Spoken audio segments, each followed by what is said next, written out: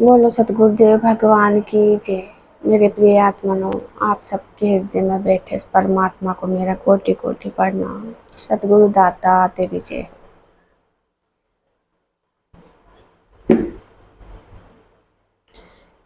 तो कल मैंने वीडियो बनाई थी जो कबीर के दोहे।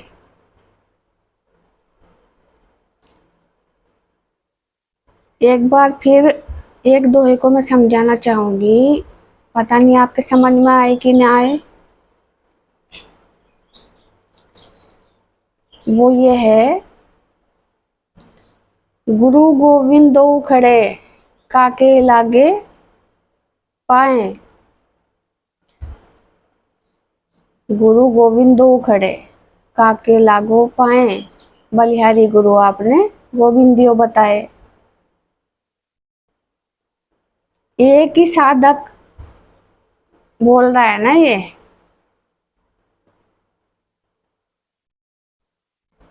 गुरु गोविंद दो खड़े, गुरु और गोविंद दो एक जगह बाहर खड़े नहीं हो सकते। यही गुण रहस्य है कबीर का, उसकी वाणी का।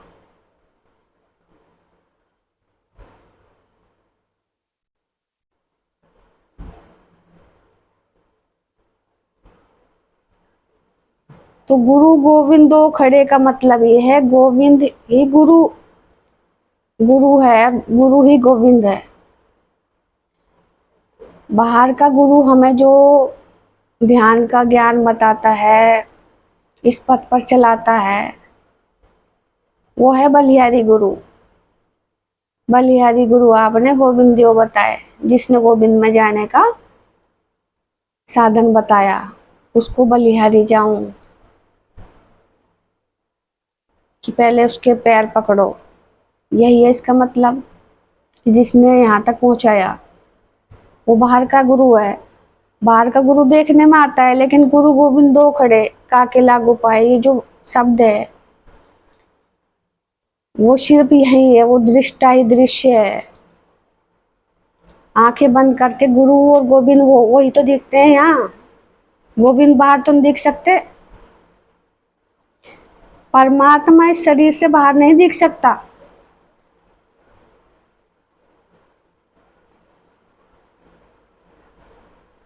तो बाद के गुरु जो है परमात्मा ही होते हैं, जो हमें सच्चा ज्ञान देते हैं,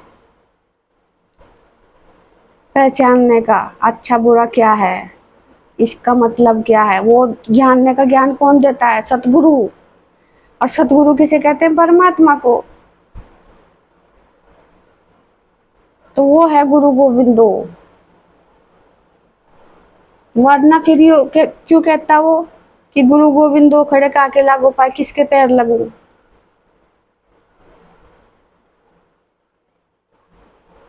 ये शब्द कहने में थोड़ा अटपटा सा लगता है ना। फिर बाद में बलिहारी गुरु आपने गोविंदियो बताए।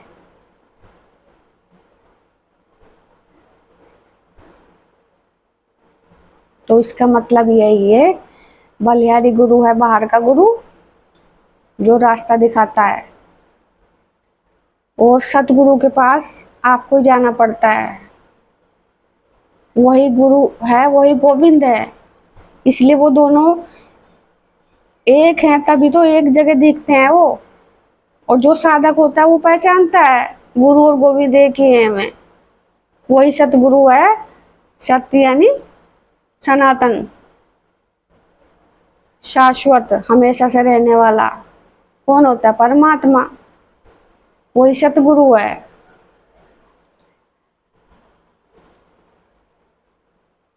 वही हमें ज्ञान देते हैं आगे का।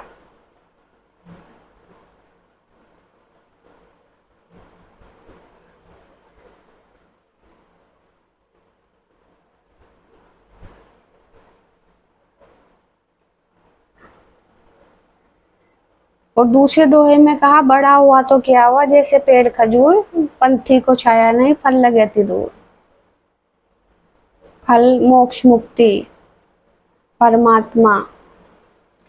तो ऐसे बड़े का क्या हो संकट, बढ़ा ली, अपनी आश्रम बढ़ा लिए, जगह जगह खोल दिए, संगत इतनी होगी,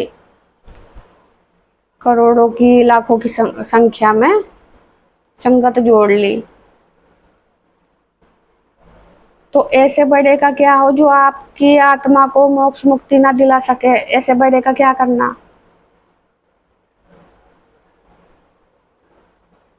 जैसे पेड़ खजूर है ऐसे ही वो गुरु है, फिर उसकी ना छाया पर छाया का सुख है ना उसके फल का सुख।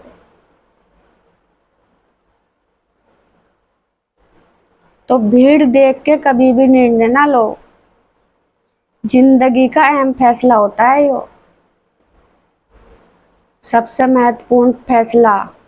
क्योंकि 84 लाख योनियों को काट के ये नर्तन चोला मिलता है इंसान को मोक्ष मुक्ति के लिए, और इसको ही आपने फंसा दिया तो फिर 84 के धक्के खाओगे।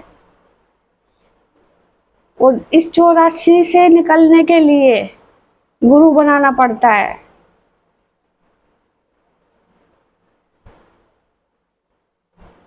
इसीलिए कहा गया है गुरु बनाओ जान के, पानी पियो छान के।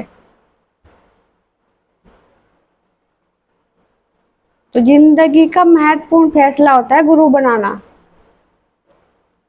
जिसमें योग्यता हो आपको पार उतारने की, मोक्ष मुक्ति तक पहुंचाने की, उसको गुरु बनाओ। उसकी निशानी मैंने आपको बताई है, उसके माथे पे तीसरी आंख का निशान होगा।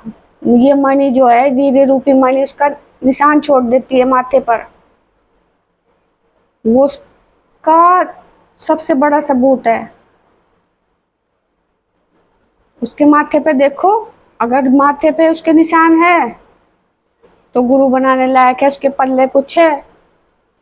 माथे पे निशान नहीं है फिर वो आपको पार नहीं उतार सकता। सबसे बड़ी पहचान बताई मैंने आपको।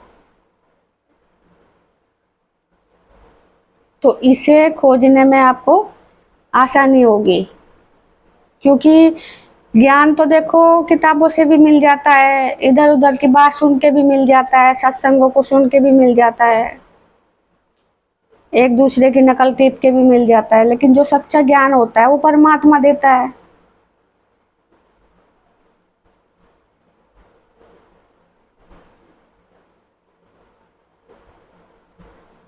सच्चे ज्ञान को जानने की बुद्धि जो है परमात्मा देता है, और वो तब देता है जब ये मणि ऊपर चली जाती है, वो निशान छोड़ देती है अपना, उसकी तीसरी आंख खुल जाती है, तीसरी आंख का निशान पड़ जाता है वो।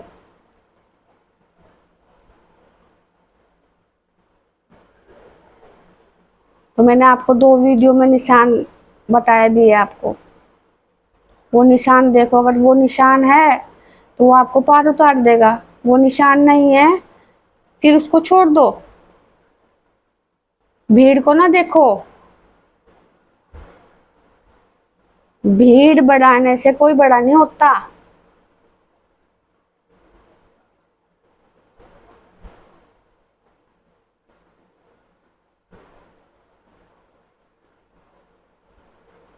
और भीड़ को तो देखो भेड़ा चाल कहा गया है, जहाँ एक भेड़ जाएगी वहां दूसरी भेड़ भी जाएगी, सारी पीछे पीछे फिर उसके जाती रहेगी। ये पब्लिक भी भेड़ा चाल है, जहाँ एक जाएगी तो दूसरी सोचेगी वहां कुछ होगा, तू भी चल। छाड़ना नहीं है किसी को, हकीकत को जानने की कोशिश कोई नहीं करता।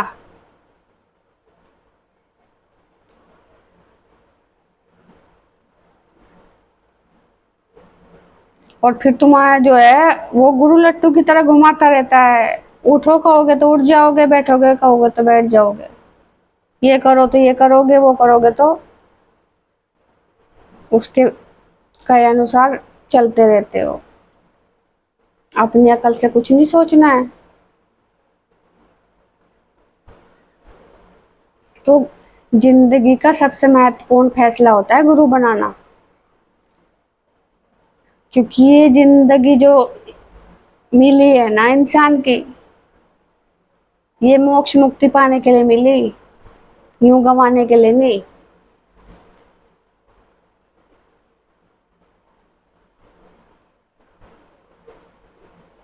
तो अगर मेरे बातों पे नहीं चलोगे तो बाद में खता खाओगे,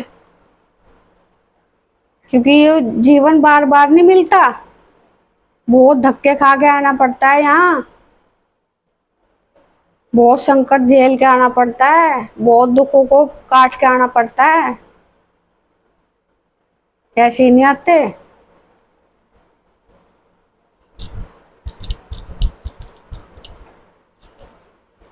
हर जीव जंतु में देखो कितना कष्ट है,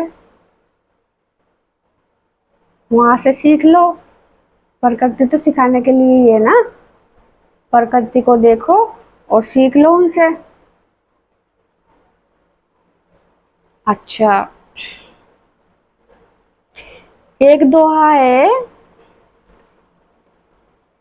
दुख में सुमिरन सब करे, सुख में करे ना कोई।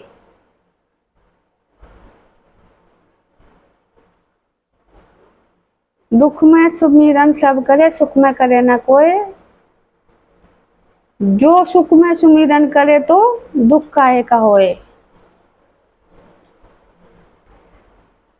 तो आपने इसका क्या मतलब निकाला? जिंदगी के सुख दुख जो तुम्हारे घर गृहस्थी बाहर या घर में जो तुम्हारे सुख दुख हैं, आपने इसका मतलब वहां निकाला कि अगर जो सुख सुविधा होंगी घर में तो कोई सुमिरन नहीं करेगा, जब उसके हत्ते दुख चढ़ेंगे, कोई बीमारी घेर लेगी या गरीबी घेर लेगी, तब परमात्मा को याद करते हैं, या कोई आपका चहेता मर मर जाए जो आपको कमा के देने वाला हो, आपका सहारा छिन जाए, तब आप परमात्मा को याद करते हो। आपने यही मतलब निकाला ना।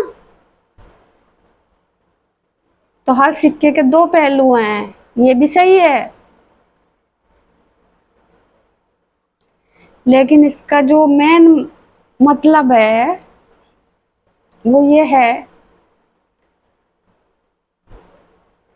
दुख में सुमिरन सब करे। दुख क्या है?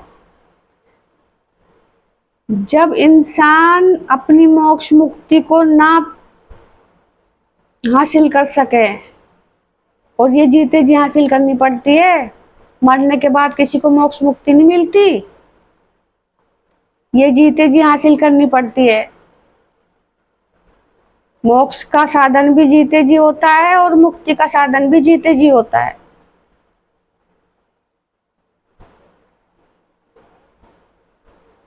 ऐसा नहीं है कि आप मर गए और आपके परिवार वालों ने पंडित बैठाए और पाठ पढ़वाया, मृत्युंजय का जाप करवाया, कुछ भी मंत्र पढ़ देते हैं पंडित लोग, और पिंड दान करा और मिल गई मुक्ति आपकी आत्मा को।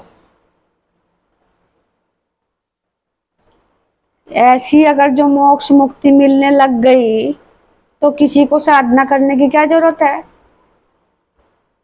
फिर तो पूरी जिंदगी पाप कमाओ और मरने के बाद अपने परिवार वालों को कह देना कि पंडित बिठा के मेरी मोक्ष मुक्ति उनसे दिला देना, पिंड दान करवा देना। कितना आसान तरीका है। फिर राम का नाम लेने की साधना करने की क्या जरूरत है? जब पंडितों के हाथ में मोक्ष मुक्ति है तो फिर इतना त्याग बलिदान देने की क्या जरूरत है?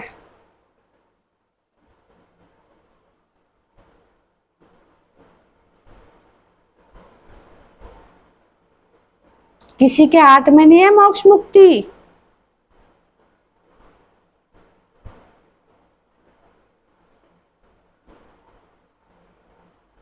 और पिंड दान भी इंसान जो है अपने जीते जी करवाता है, मरने के बाद कोई तुम्हारा पिंड दान नहीं कर सकता।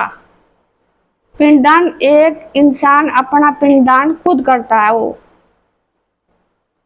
आटे का पिंड नहीं है वो, ये शरीर पिंड है। पिंड माने क्या होता है? शरीर।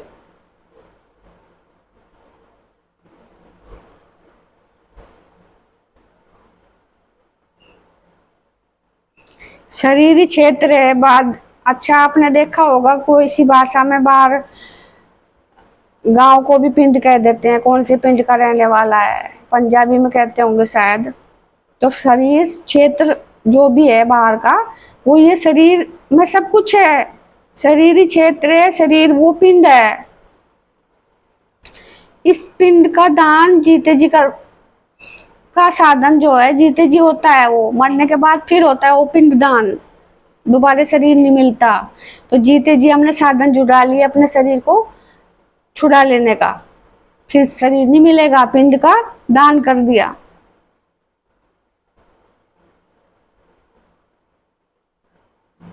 जब दोबारा शरीर नहीं मिलेगा तो वो जीते जी हमने साधन जुड़ाया ना उसका, पिंड दान। और जब मोक्ष मुक्ति नहीं है, दोबारा हमें शरीर मिलते गए, तो कहाँ का पिंड दान है वो?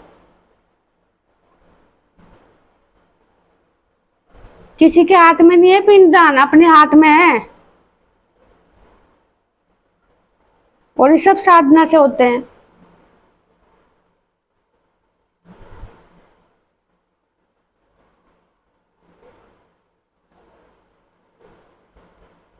मोक्ष मुक्ति भी साधना से मिलती है। साधना अधूरी है तो मोक्ष मिलेगा, साधना पूरी होगी तो मुक्ति। वही पिंड दान होता है मुक्ति तक जाने का। तो फिर दोबारा पिंड नहीं मिलता, दान हो गया परमात्मा को।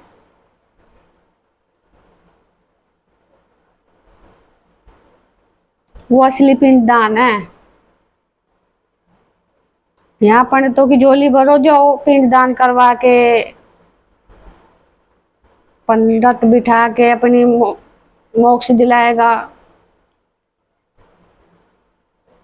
ना कोई स्थान है मोक्ष का बाहर, ना कोई बाहर स्थान है पवित्र होने का, जैसे गंगा हुई, कुछ भी है। सब इस शरीर में, इस शरीर से बाहर भटकोगे तो कुछ हासिल नहीं होगा।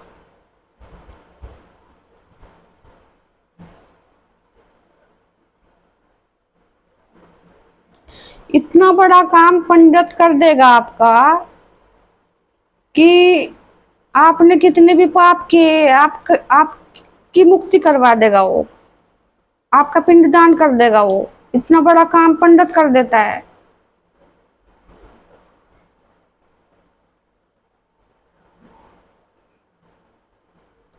जब वो इतना बड़ा काम कर देता है तो उसको एक पत्थर दो और उसको कहो कि इसको ऊपर तिरा के दिखा। जब तुम्हारी आत्मा को छुड़ा सकता है, वो आपका पिंडदान करवा सकता है, तो एक बाल्टी में पानी लो और एक पत्थर दो उसको, किसको तिरा दे। देखे वो तिरा देगा किस पत्थर को? अपने मंत्रों के द्वारा। तो जब एक पत्थर को ही, साधारण पत्थर को नहीं तिरा सकता हो, तो तुम्हारी आत्मा को क्या तिराएगा? तुम्हारा पिंडदान कैसे कराएगा वो? तुम्हें मोक्ष मुक्ति कैसे मिलाएगा, कैसे दिलाएगा? इसलिए कहा गया है, पोथी पढ़ जग मुआ, पंडित भया ना कोय। और 2.5 अक्षर प्रेम के पढ़े सो पंडित होए। प्रेम से परमात्मा प्रकट होते हैं, साधना से परमात्मा प्रकट होते हैं। वो देते हैं फिर ज्ञान।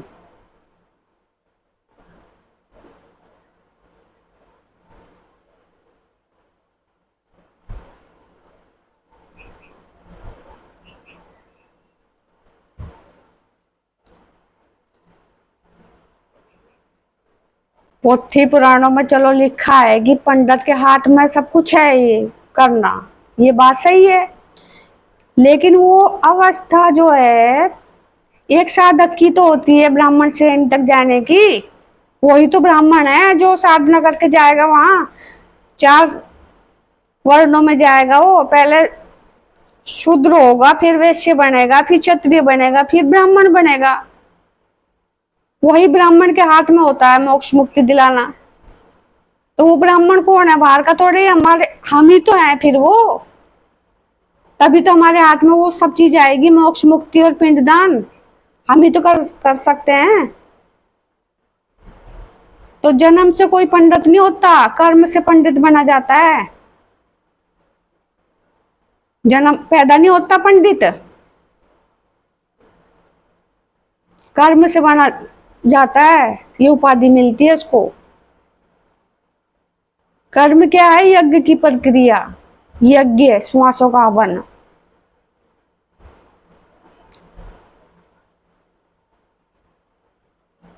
साधना, इससे बनते हैं पंडित।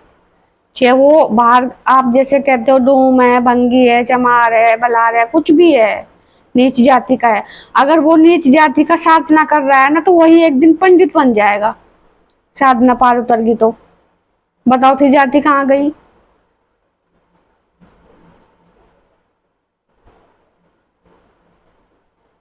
तो जाति, ये जो है, ये जो पंडित है, ये शूद्र, वैश्य, क्षत्रिय, सब एक ही इंसान होता है यो। तो एक ही इंसान की चार जातियां हो जाएगी। ये साधना के ऊंचे नीचे स्तर हैं,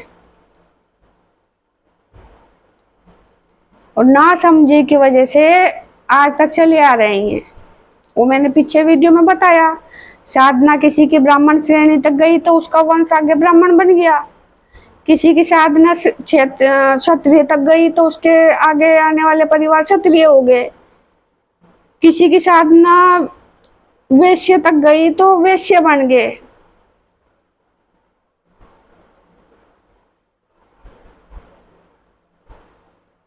और किसी की शूद्र में अटकी रही तो उसके आगे शूद्र बन गए। ये आगे चले आ रहे हैं वर्ण बनते, और इनसे अनेकों वर्ण बन के जाती हैं।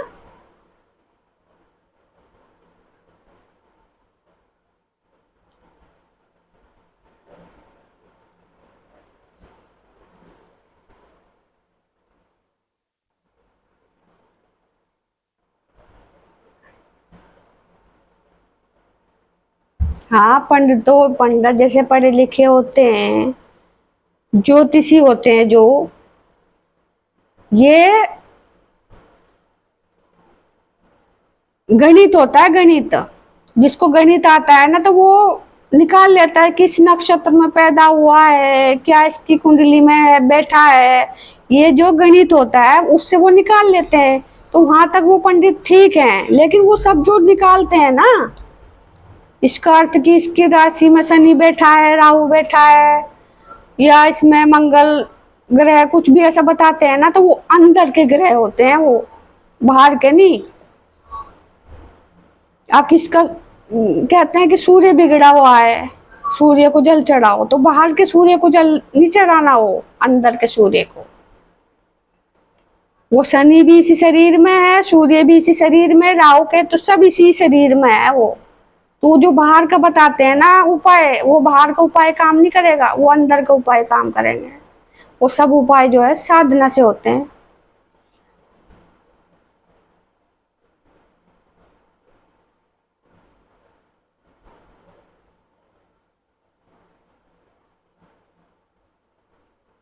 और कोई उपाय काम नहीं करता इसमें।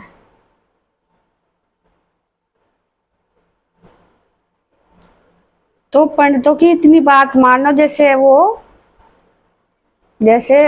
एक पराभक्ति होती है, और एक ज्ञान जो है, एक परा होता है और एक अपरा। परा यानी परमात्मा को जानने का, अपरा वो होता है जैसे ये ज्योतिषी लोग बता देते हैं, उन्हें जोड़ते हैं ना गणित में, तो उन्हें जोड़ के बता देते हैं, वो अपरा ज्ञान है। तो यहां तक सही है वो। बाकी जो आपको करना है उपाय, वो अंदर का उपाय है, वो बाहर का उपाय नहीं है वो, कि पीपल में जल चढ़ा दो या शिवलिंग पे चढ़ा दो बाहर, या सूर्य पे चढ़ा दो, या कुछ भी कर लो बाहर। शनि का व्रत रख लो, 7.5 घट जाएगी या वो कुछ भी हो जाएगी। ये सब अंदर के हैं, कोई बाहर का नहीं है। कुंडली निकाल देते हैं, आपकी कुंडली में क्या क्या होने वाला है ये सब बता देते हैं, वो अपरा ज्ञान है। तो यहाँ तक सही है वो, लेकिन जो भी साधन है वो अंदर के हैं, जो भी उपाय हैं वो अंदर के हैं, जो भी कारण है वो अंदर के हैं, जो भी दुविधा है वो अंदर की है।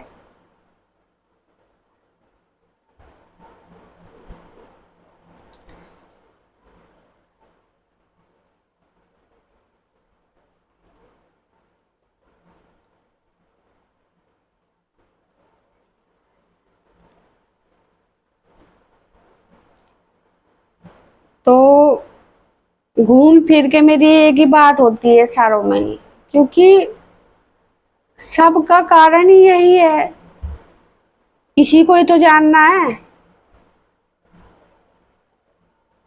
और जानने के लिए तो देखो कॉपी किताब सब भरी पड़ी है, पुराण पुस्तक भरी पड़ी है, बाकी जो जानना है वहां से जान लो। वो जो सत्संग लगाओ बैठे हैं बाबा लोग, कुछ अच्छी बात भी बताते हैं, दिनचर्या कैसी होनी चाहिए, वहां से भी सुन लो।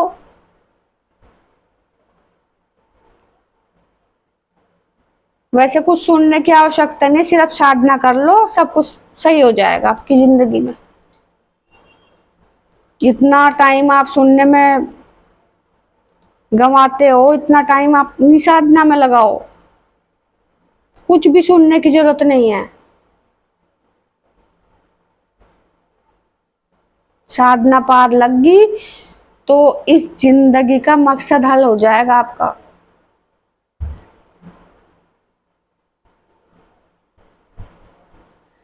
तो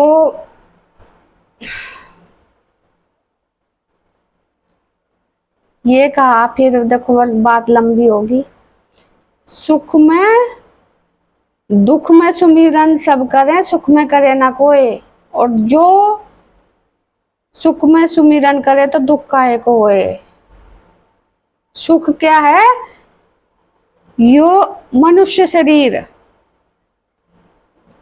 ये सुख प्राप्त करने के लिए मिला। और सुख क्या है? मोक्ष मुक्ति का साधन जुड़ाने के लिए ये सुख का शरीर है।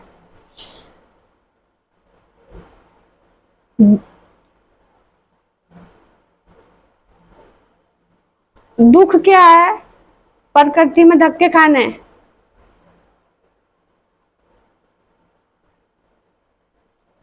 प्रकृति में देखो जानवरों पे कितना अत्याचार हो रहा है,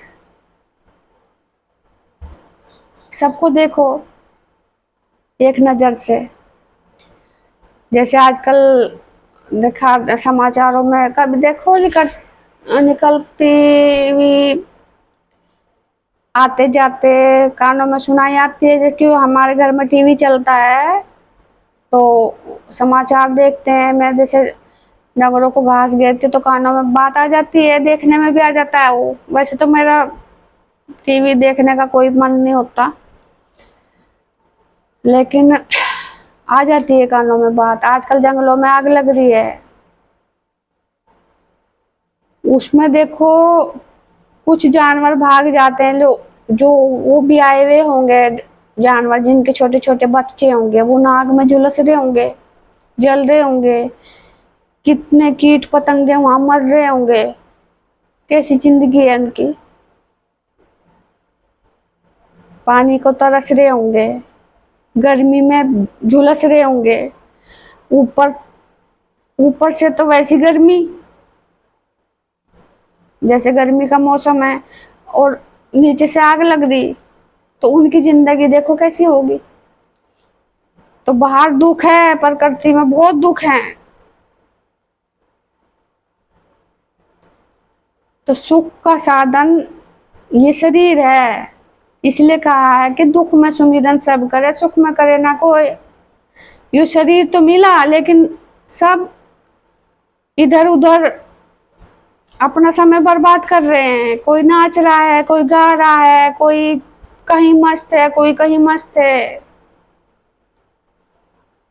आप देखो, मोबाइल खोल के देखो कैसे कैसे रंग दिखते हैं मस्ती के। अभी तो ये मस्ती है तुम्हारे अंदर, तुम्हें कुछ नहीं दिखाई दे रहा।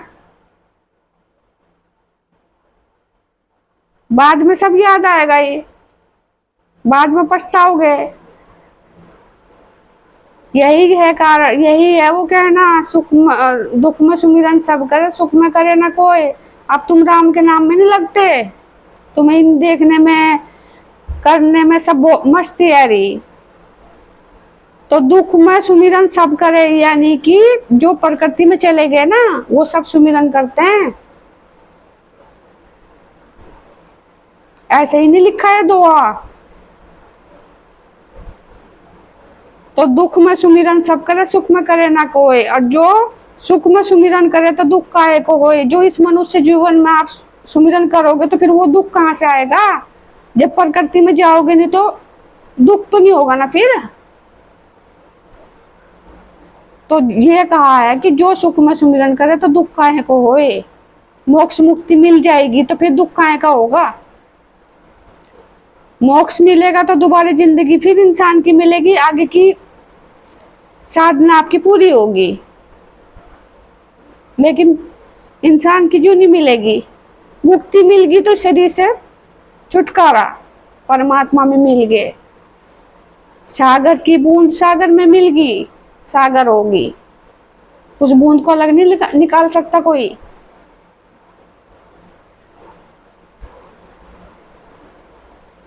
तो फिर दुख है ही नहीं। मोक्ष में भी दुख नहीं है और मुक्ति में भी दुख नहीं है।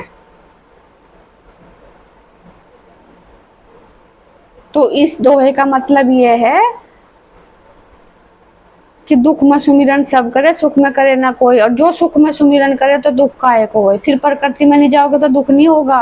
और जितने प्रकृति में गए सब सुमिरन करते हैं, ये इस भूल को सुधारते हैं वो। तभी देखो, हर जानवर वासना उनकी सीमित है।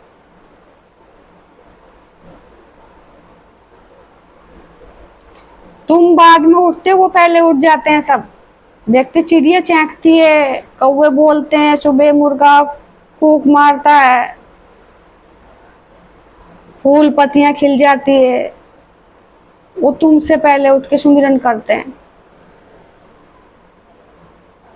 लेकिन उनका सुमिरन कोई काम का नहीं है। फिर यही दूसरे में कहा है कि फिर पछताए क्या हुआ है जब चिड़िया चुग जाए खेत।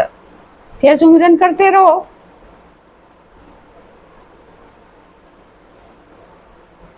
तो अपनी भूल का एहसास हर प्रकृति को होता है।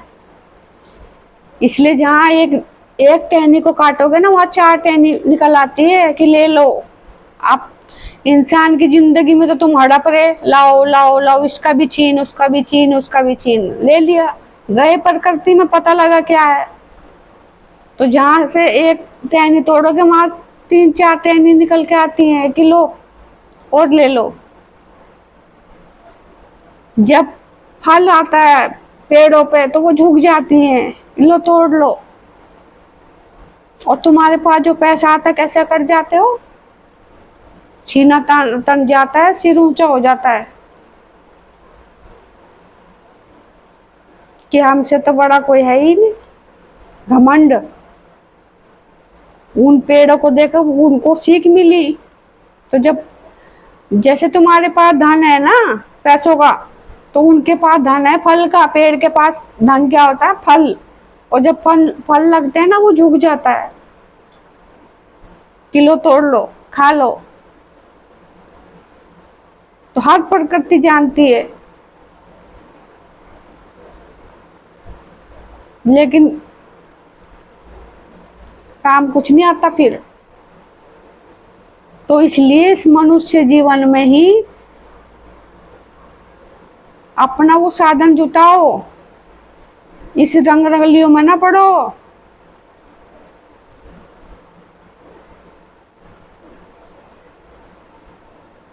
अगर प्रकृति में धक्के खाने हैं ना आगे, तो खूब नाचो कूदो, खूब मस्ती उड़ाओ। बाहर के भी थोड़े बहुत चलो शौक कर लो, लेकिन परमात्मा को तो ना भूलो। उसको सही तरीके से नाम लो ना, साधना करो। ऐसा थोड़ा है कि आप अपना बाहर के शौक भी सारे पूरे कर रहे और आरती उतारी, दो बोल आरती के बोल दिए, दीप जला दिया, धूप जला दी, ये कोई पूजा थोड़ा ही है। इससे तुम्हें मोक्ष मुक्ति नहीं मिलने वाली। अंदर से प्रेम जगाओ परमात्मा के लिए, तड़प जगाओ।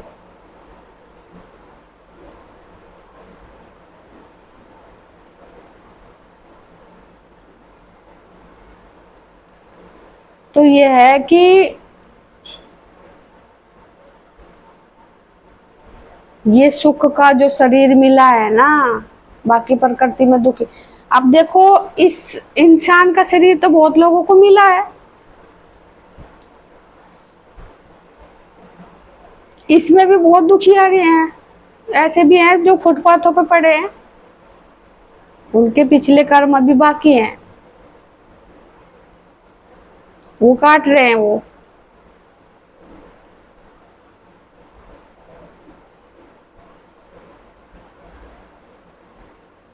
चलो, इतना आगे बताऊंगी फिर मैं इस बारे में। अभी तो ये दो ही पूरे हो गए और बहुत लंबी होगी वीडियो। अगली वीडियो फिर बनाऊंगी। और देखो,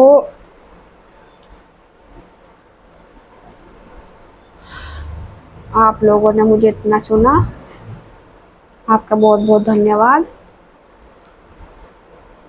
और तब तक के लिए मेरी राम राम। सतगुरु दाता तेरी जय हो। आज तो एक ही दुआ हुआ, बाकी बात बहुत होगी। चलो कोई बात नहीं। सतगुरु दाता तेरी जय।